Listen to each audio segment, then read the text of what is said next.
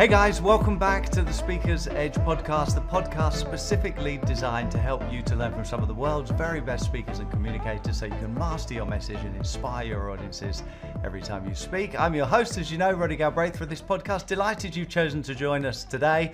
As you can see, I've got a very special guest for you, Chris Robinson. How are you, Chris? Hey man, I'm doing outstanding. Good to see you. Thanks for coming in. Thanks for popping into the studio. Yeah, it's great to see you. Oh man, I love what you did here, man. I mean, the way that you're improving, working on it. Again, you're working at the craft, and every single time I walk in here, it looks different and better, and you're just improving it. So I love what you did with the place. Well, thank you. Yeah, John said the same thing. It's like, you're multi-talented. You see, Right. I'm a tinkerer. That's the problem, actually. So, well, that's one of the things that, like John, one of the things I admire about you is you're very focused on what it is that you want to do. And I'm like all over the place. I just love doing this today, and tomorrow I want to do something else. And it's a problem. But, you know, you're very focused. And so focused, in fact, that you've just put together a wonderful, wonderful new book. Congratulations on that. Thank you very That's much. fantastic. Very, very excited about it. This is a brand new book coming out, and I just believe it's going to help a ton of people in this area that I talk about inside the book on complacency. And so just think it's going to help a lot of people, Roddy. Fantastic. Complacency. So the book is called Drift to Drive. Yeah. And so complacency ties in with the drifting, I'm guessing. Yeah, I mean, when people hear the word complacency, you're probably thinking, well, I'm not a very complacent person. And that word is associated with laziness or apathy. And it couldn't be further from that. It's, complacency, when we take a look at it, is what I redefine complacency as is a secret place of satisfactory success. So hang on, say that again. A secret place of satisfactory success.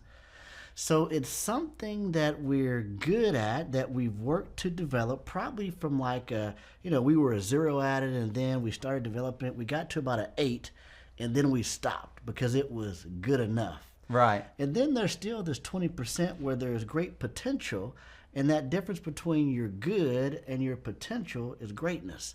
But it's so hard to develop that last 20% that at that point, a lot of us just begin to drift. Right, because we're comfortable enough. So why is it a secret? Is it a secret from you, or is it a secret from other people, or is it something you want to keep secret? Because no, it's just something that on the outside we would say, I'm okay as a speaker, and secretly you're like, well, no, I'm good enough. Right.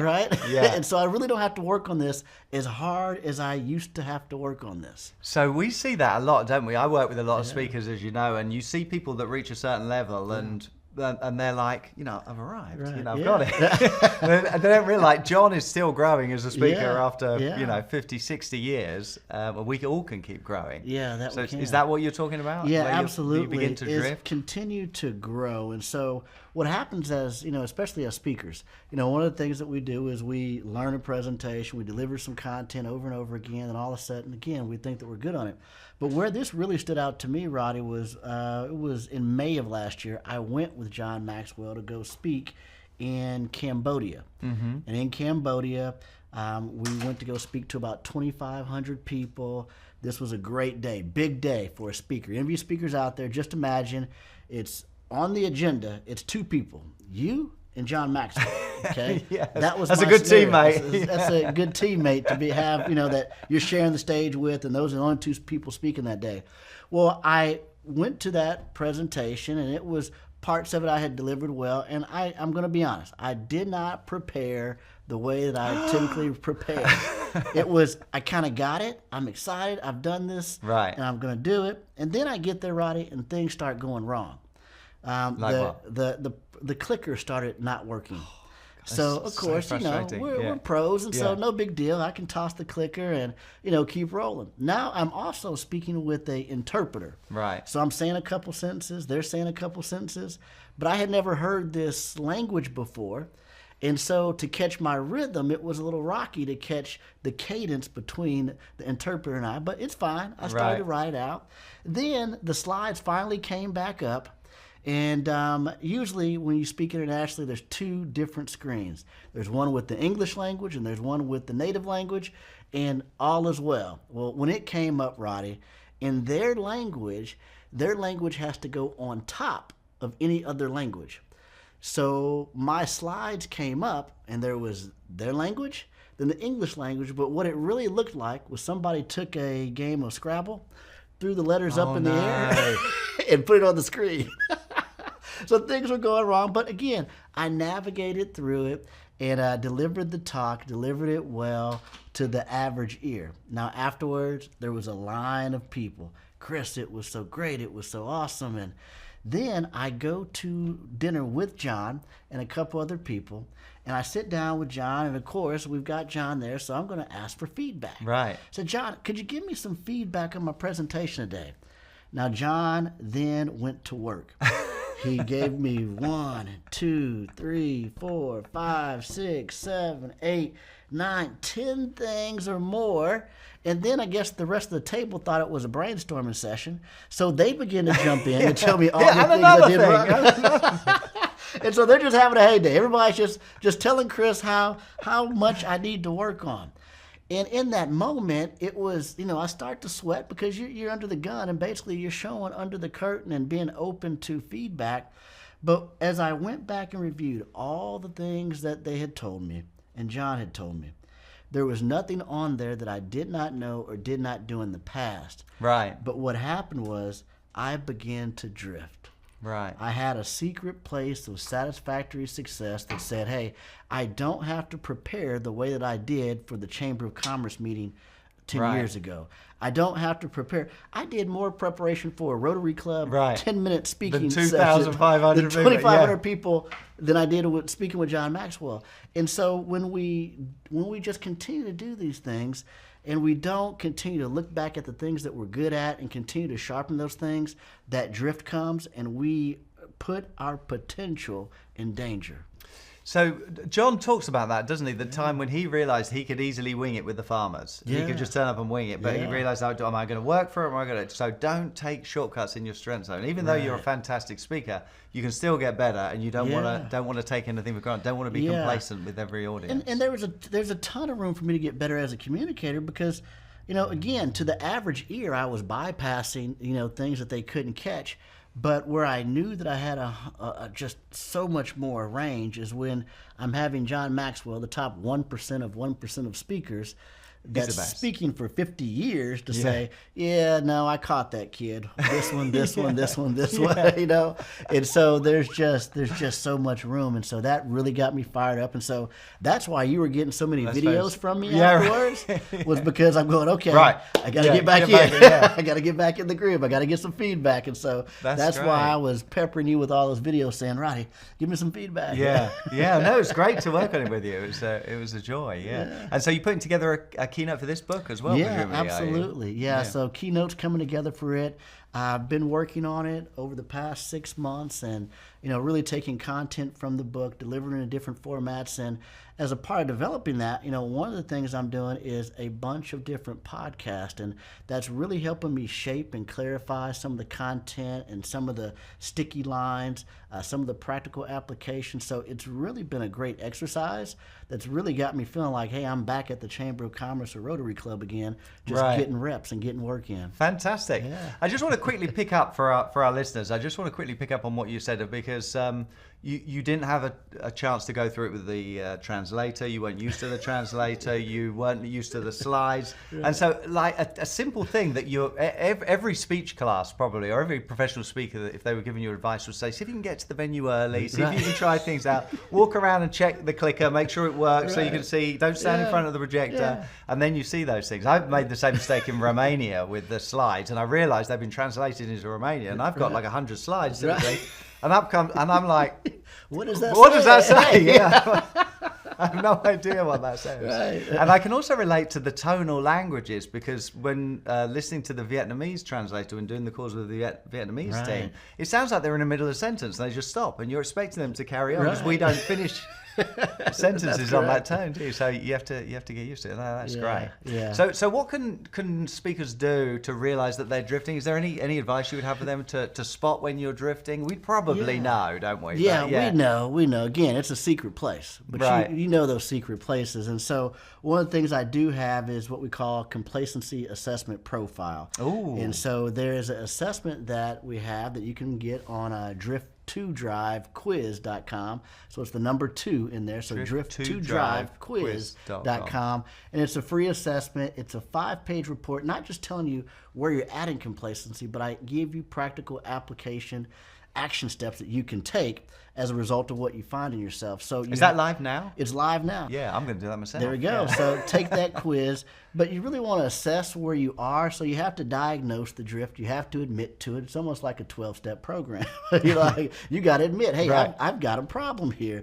But once you do that, then now you can begin to take steps in the 7-step cycle that I walk you through that will really help you get back into action, clarify where it is that you want to go, and get you moving in that direction. Fantastic. Yeah. Sounds like a great free thing, Yeah, whatever you would call it, free quiz, free right. assessment. That's correct. So you work with a lot of speakers, but this book isn't just for speakers, though, is it? No. This book is, who's it for? Who did you have in mind when you were writing this? This book is really written for people that are high achievers that have achieved some level of success. Like, you've done the thing, you've climbed the ladder, you've got some success, and yet things are getting a little foggy in your vision. Like, the things that used to excite you don't excite you anymore. So this book is really to help you get back on track, help you identify drift in the areas of your life, help you get a game plan to get back on track, to get that fire, that zest, that zeal, in order for you to go to the next level. Because there's more than where you're sitting at today. There's more impact, there's more reach, there's more of everything if we wake up from the drift. See, I think of you as quite a driven person. Yeah. Like, you know, right from the very first time I met you when I tried to steal your mom's long hair. Hey, you were very, I very need that back. I won that. Yeah. That was important to me. Okay, yeah. You know, but you've always seemed very driven. But is there times in your career where you've realised that, you know, if you're honest, you've been drifting, you've kind of like taken your foot off the gas? Maybe you've got so many kids. There's a lot of other things competing for your attention, I guess. Yeah, and I believe this, and this is why this book is so difficult, because that word complacency is really tied to apathy or laziness. And what I really want people to understand is that we all have it. Because I believe that if you called 100 people today, Roddy, and just said, hey, is Chris Robinson complacent? 99.9% are going to say, what? No, absolutely not. But the truth of the matter is, I have complacency. That complacency that showed up in my speaking, that complacency shows up and drift shows up in my finances from time to time, where I'm just like, hey, everything's going, it's like, it's okay, we just let it go. It shows up in our marriage, as we go through the season. It shows up in parenting. So there's places where I'm like, it's good enough, but am I willing to go back and do the work? And so it shows up for everyone if we understand they're just secret places of satisfactory success. Yeah, we gotta. It's okay to rest for a little bit, like John says. You have some success, you celebrate for 24 hours, and then you get back up and get on it. Right. You have some failure, things go wrong, you can complain for 24 hours, then get back up and get back on it. I love it. You got it. But there's so many areas, isn't there? There's so many areas. I look at you, and like, you've seen my daughter Emily running like more than. I've heard track dad. Yeah, I think maybe there's a little complacency there in my parenting. Maybe I can do better. Right, I'm Emily's track dad, and so I've loved seeing her and watch her over the years. And it was funny. I went to the beach to take a call the other day, and sure enough, here comes Emily. I go, "Hey, Emily!"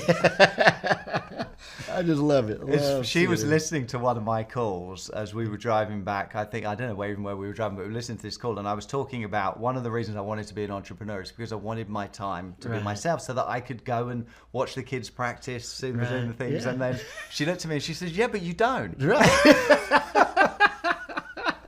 Well, I'm busy. Right. You say, I delegated that to Chris. To Chris. That's right. He was at all your meets. That was fantastic. Yeah, so we're all complacent, really, aren't we? We're all like, "Are you doing your best?" Well, no, I think I could do more. Well, why not do more then? Yeah, that's great. How long did it take you to put the book together? Because you've been working on it. It's come together pretty quickly, but it seems like I read the first part of it a year ago, was it? Yeah. So it's been 1 year. It took 6 months to get to completion. So this wasn't one that I set out to intentionally write. What happened was I was going to go actually sit into a private consulting session with Rory Vaden of Brand good, Builders. Yeah. Great communicator, great writer. And I went to go sit in there to kind of see if there could be a potential partnership in working with Maxwell Leadership, and if he'd be a good resource for our coaches. And throughout the first day, I just kind of listened in, and I was listening to 4 other authors, and they said, "Well, Chris, do you have a book inside of you?" And I was like, "No, I'm just really kind of here just to learn, the process." And they said, "Well, hey, let's just toy around with some ideas." Well, I didn't come up with anything the first day because I'm like, well, who do I want to write a book for? Do I want to write a book for speakers? Do I want to write a book for, people in leadership? And I was kind of torn, like most people, like, I don't want to pick that audience. Yeah. And so I wanted to speak on something that can serve the Maxwell coaches, but then something that can serve the clients of the Maxwell coaches.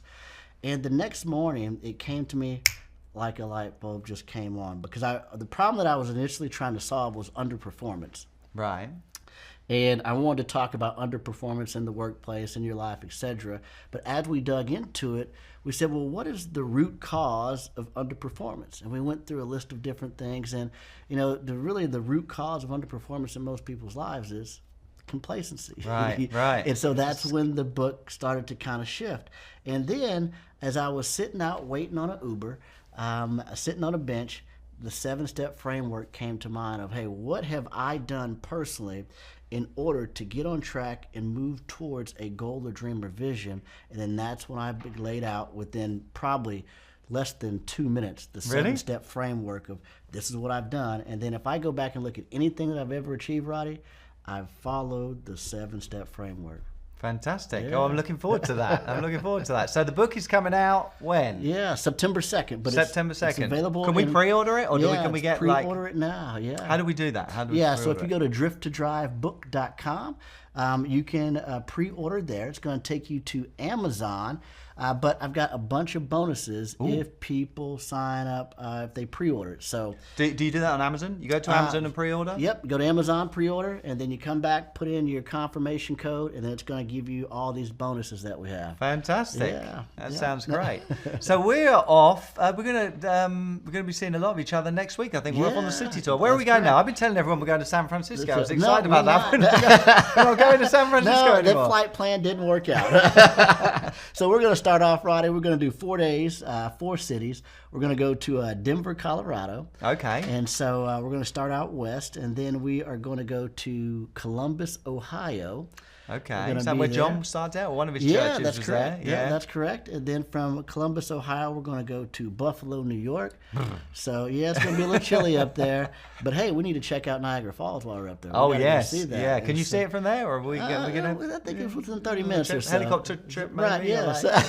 That's right.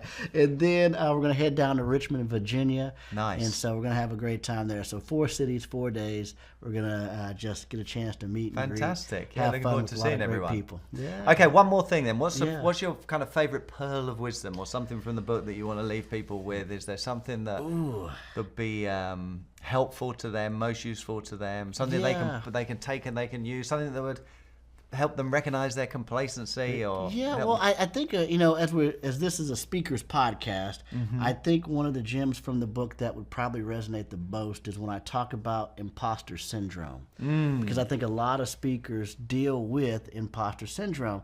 But in the book, I talk to you about how imposter syndrome happens when your need to impress is greater than your need to progress.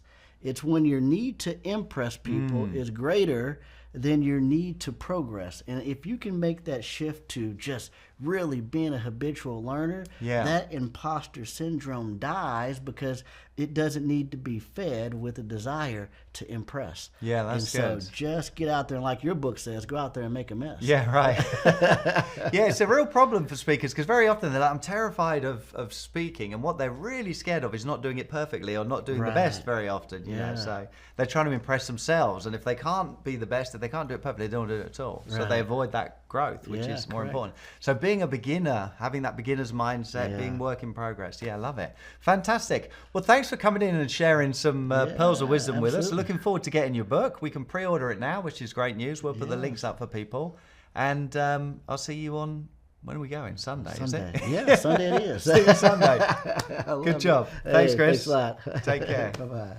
Well, what a treat to have Chris Robinson in the studio with us yesterday. Great message, and great to hear about his new book, From Drift to Drive. Check it out. go to Amazon and pre-order your copy. You'll be very pleased you did. He talked about a lot of interesting things, didn't he? A load of great things for us to think about. I think imposter syndrome is the one that really stuck with me, because so many people I speak to struggle with imposter syndrome. And if you're a speaker and you're standing up to speak in front of other people, particularly at the beginning, it's very natural for you to ask yourself, who am I to stand up and talk to these people? Who am I to share this message with them? If you think about it, when we start out in some area where we're a beginner in that area, and we want to get to a point where we're going to develop and grow and we're going to become an expert, of course we don't feel the same way we will at the end, at the beginning, because we don't know what we don't know yet. We haven't learned those skills, gathered that knowledge and experience to be able to do that. So I want to say to you, with speaking particularly, but with anything else as well, that feeling of imposter syndrome is very normal and natural, and it's okay. It doesn't mean you're not cut out for this at all. Quite the opposite. It means that there's something that you want and you're capable of growing into that, but you need to move through that process of growth. So imposter syndrome is part of the process. Overwhelm, similarly, when you start out and you're thinking, right, I want to do this. There's a lot of things you don't know, but you make the decision, you're going to jump in and you decide you're going to be a great speaker. And then as you start moving forward, you realize, oh, I didn't know that. And oh, I didn't know that. And there's all these things I don't know. And what was I thinking? This is going to be a lot more difficult than I thought. And you become overwhelmed. You're like, oh, what's the point? I'm just not cut out for this. And then you give up. Overwhelm is part of the process as well. If you stick at it, you will learn how to deal with those things, and then you'll overcome them, and then you'll outgrow them, and now they don't bother you anymore. But you have to go through that process.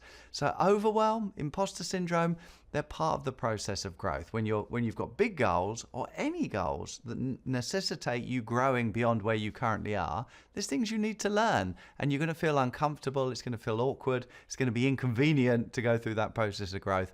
But it doesn't mean you can't do it. If it's something that's important enough for you then to pursue, then stick at it, and you will outgrow those problems.